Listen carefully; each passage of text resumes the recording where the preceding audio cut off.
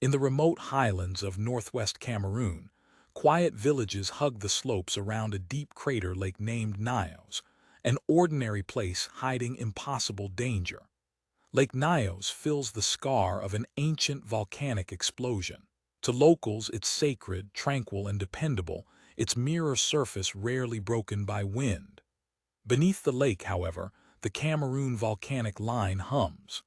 Magma deep underground exhales carbon dioxide, a colorless, odorless gas, seeping silently upward for decades.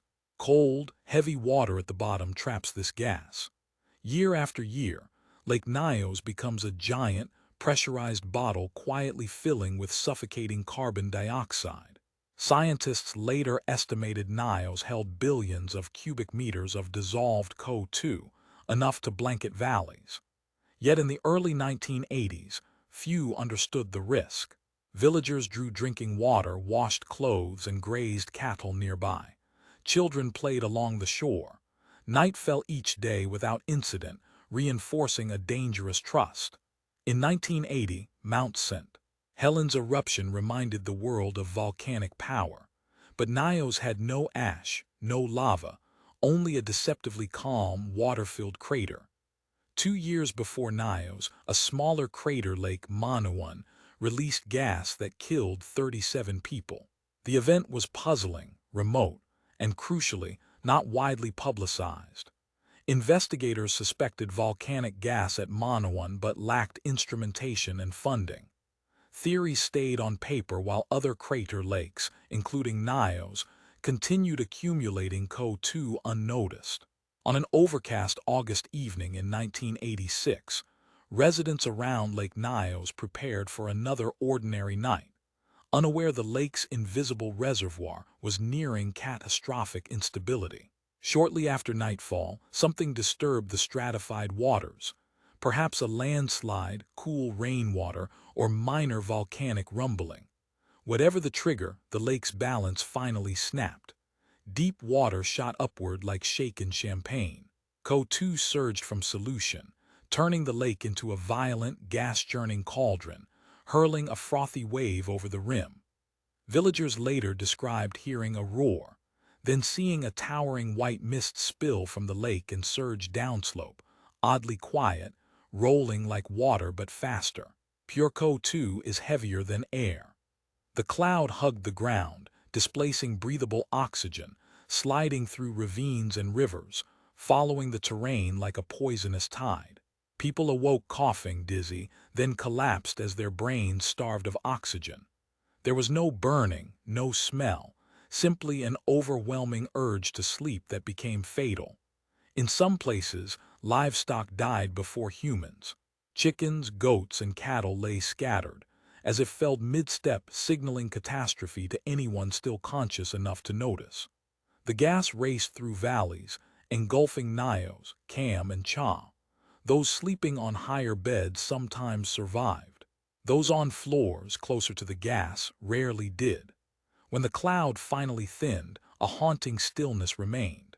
Survivors emerged to find neighbors, family, and animals dead, roads littered with bodies frozen mid-flight.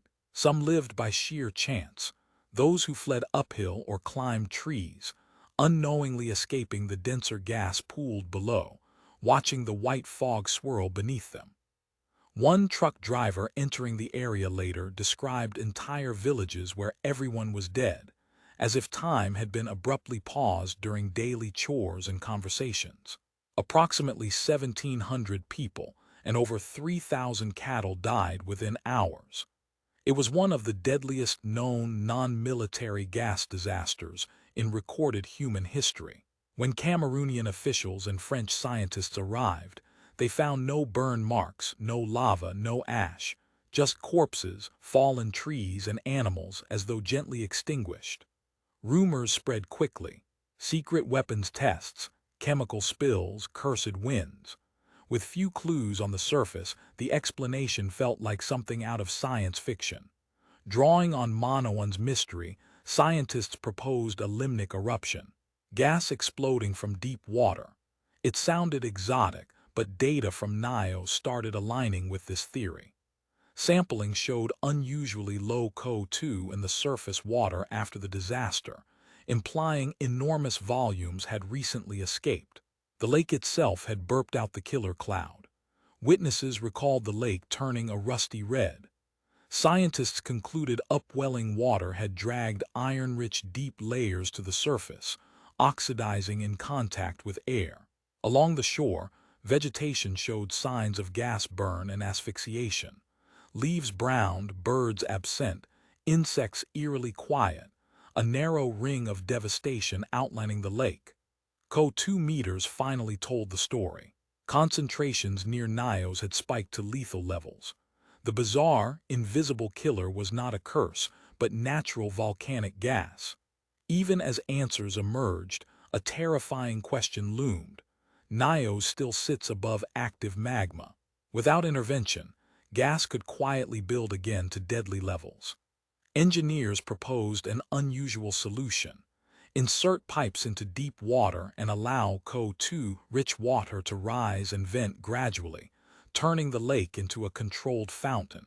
By the early 2000s, giant degassing pipes pierced Nyos depths, slowly bleeding off trapped gas, transforming a formerly dormant bomb into a monitored, manageable system. Another threat emerged. The volcanic wall holding Nyos is eroding. A catastrophic breach could unleash floodwaters downstream, compounding the legacy of this already cursed basin.